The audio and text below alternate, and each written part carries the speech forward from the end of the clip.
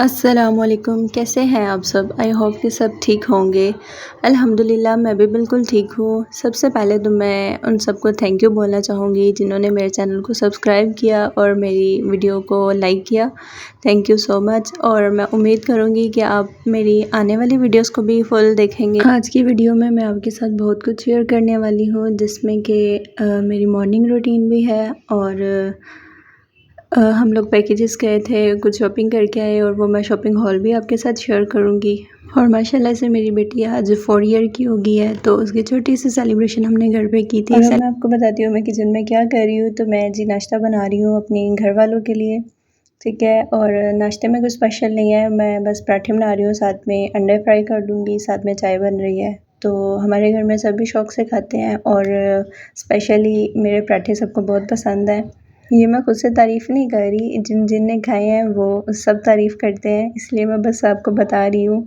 और ये किचन में थोड़ा सा धुआं इसलिए हो गया था, जिसे मैंने वीडियो रिकॉर्ड की उस दिन लाइट बिल्कुल भी नहीं थी और एग्जॉस्ट बंद था। इस वीडियो मैंने फिर भी रिकॉर्ड कर ली। और मेरी सिस्टर इन लॉ चाय बना रही थी, तो कि मैंने चाय कप में डाल ली, बाद में चेक की, क्योंकि मेरी जो मदर इन लॉ है उनको चाय मीठी पसंद है। तो जब मैंने चाय चेक की तो उसमें चीनी कम थी, तो हमने वापस डाल के फिर से चाय दोबारा कप में डाली। इसलिए बेहतर है कि आप चाय जब बनाएं तो उसको पहले चेक कर लें, बाद में कप में डालें। चलिए जी, यहाँ पे मेरा नाश्ता हो गया है रेडी, तो अब हम नाश्ता करते हैं। तो आपको मिलते हैं दोबारा से फिर से किचन में। नाश्ता करने के बाद जो एनर्जी बनी होती है वो सारी दोबारा बर्तन वॉश करने में ख़त्म हो जाती है। इतने बर्तन होते हैं कि बस बंदा सोचता है ये कहाँ से इतने बर्तन आ जाते हैं, लेकिन जाहिर सी बात है हमने इस्तेमाल किए होते हैं, तो वही हमको बाद में वॉश भी करने पड़ते हैं। किचन को साफ़ रखने का एक ही तरीका है कि आप रोज़ अपनी चीज़ों को अच्छे से साफ़ कर लें। तो मतलब कि कुछ लोग होते हैं चूल्हा गंदा हो गया तो उसको ऊपर से साफ़ कर लेना, फिर हफ्ते बाद ही डीप क्लीनिंग हो रही है, तो ये चीज़ें ना करें। रोज़ के रोज़ उसको साफ़ करते रहें तो चूल्हा भी साफ़ रहता है। और मैं पहले साबुन के साथ साफ़ करके उसको वाइप से साबुन जो हटा देती हूँ, बिल्कुल क्लीन कर देती हूँ। उसके बाद उस पर ड्राई कपड़े के साथ उसको साफ़ करती हूँ तो बिल्कुल चमक जाता है। ले जी, हमारा किचन बिल्कुल साफ़ हो गया है। वैसे देखने में जितनी आसानी से हो गया है, काश रियल लाइफ में भी इतनी आसानी से हो, लेकिन खैर इतनी आसानी से कुछ भी नहीं होता। तो यहाँ मेरी सिस्टर इन लॉ करेले और गोश्त बना रही थी, जो कि मैंने वो भी रिकॉर्ड कर ली। तो खैर बहुत मज़े के बने थे, तो मैंने कहा चले मैं आपको भी दिखा देती हूँ। तो उन्होंने पहले करेले बिल्कुल अच्छे से फ्राई कर लिए थे ताकि वो कड़वे ना रहें। फिर उसमें प्याज डाला, उसको फ्राई किया अच्छे से, उसके अंदर टमाटर डाले। इसमें अदरक लहसुन तो डलता नहीं है। इसी के साथ मैं आपको चिकन को साफ़ करने की एक आसान सी टिप बता देती हूँ। वैसे मोस्टली लोगों को पता है, लेकिन जिनको नहीं पता है वो चिकन को पानी में डाल के उसके अंदर थोड़ा सा विनीगर डाल के रख दें उसको 5-10 मिनट के लिए। उसके बाद उसको अच्छे से पानी से 2-3 बार वॉश कर ले तो बिल्कुल अच्छे से साफ़ हो जाता है, बजाय कि आप अपना टाइम वेस्ट करें और उसको रगड़ रगड़ के धोएं। फाइनल लुक तो मैंने रिकॉर्ड नहीं की, लेकिन बहुत मज़े के बने थे। तो अब नेक्स्ट क्लिप में हम लोग जा रहे हैं पैकेजेस, जो कि मैं और मेरी सासू माँ ही गए थे। और वो भी हम इसीलिए अचानक से गए कि हमारा अचानक से ही गांव जाने का प्लान बन रहा है। तो वहाँ जो मेरी नानो है, यानी कि मेरी जो सासू माँ है, उनकी अम्मी और उनकी चाची हैं, उनके लिए कपड़े लेने थे। क्योंकि जब इंसान कहीं किसी को मिलने जाता है तो उसके लिए कुछ ना कुछ गिफ्ट तो लेके जाने चाहिए, इसलिए हम अचानक से पैकेजेस चले गए। और आजकल काफ़ी ब्रांड्स पर सेल भी लगी हुई है, तो फ़ायदा भी हो जाता है कुछ लेने का। तो हम लोग गए थे सबसे पहले आइडियाज़ पे। वहाँ से हमें 2 ड्रेस अच्छे लगे थे जिन पे आई थिंक 30% ऑफ चल रहा है।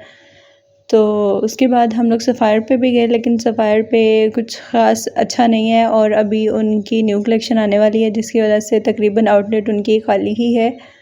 तो फिर हम लोग खाड़ी गए, वहाँ से भी हमने एक ड्रेस बाय किया, जो कि वहाँ भी तकरीबन 30% ऑफ चल रहा है। बहुत डिटेल से वहाँ पे मैं रिकॉर्ड नहीं कर सकी, क्योंकि अभी थोड़ी सी शर्म महसूस होती है कहीं जाके वीडियो बनाते हुए।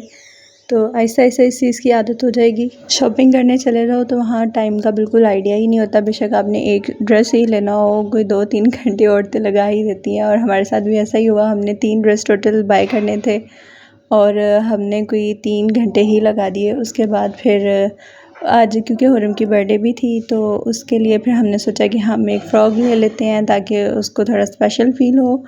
तो इतनी अभी गर्मी भी है तो फैंसी हमने उसके लिए फ़्रॉक नहीं ली, कॉटन में ली। उस पे भी तकरीबन 40 to 50% ऑफ चल रहा है। तो इब्राहिम के लिए एक शर्ट ले ली, जबकि उसका इरादा तो नहीं था, लेकिन बस जब हम पैकेज से बाहर निकले हैं तो देख के थोड़े से शॉक्ड हो गए क्योंकि बिल्कुल अंधेरा हो चुका था। हम कोई काफ़ी जल्दी गए थे।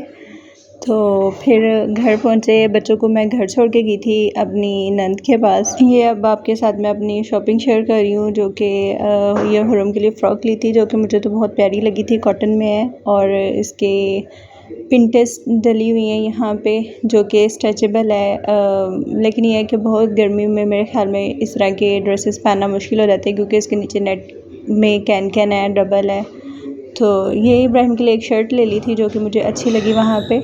इसके साथ पैंट मैंने इसलिए नहीं ली क्योंकि बच्चों के साथ ब्लू जीन्स बहुत ज़्यादा होती हैं। इब्राहिम के पास भी काफ़ी हैं, बच्चे बहुत जल्दी बड़े हो जाते हैं और फिर वो छोटी हो जाती हैं, इसलिए मेरे ख्याल में एक हद तक ही बच्चों के कपड़ों पे इन्वेस्टमेंट करनी चाहिए, बहुत फजूल इन्वेस्टमेंट नहीं करनी चाहिए।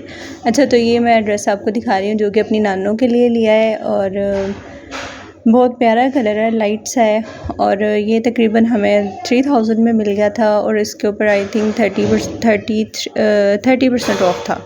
और इस सीज़न का ये मेरा फेवरेट तरीन कलर है जो कि मुझे नहीं मिला। मैं बहुत ढूंढा लेकिन बस मेरी किस्मत में कलर नहीं था।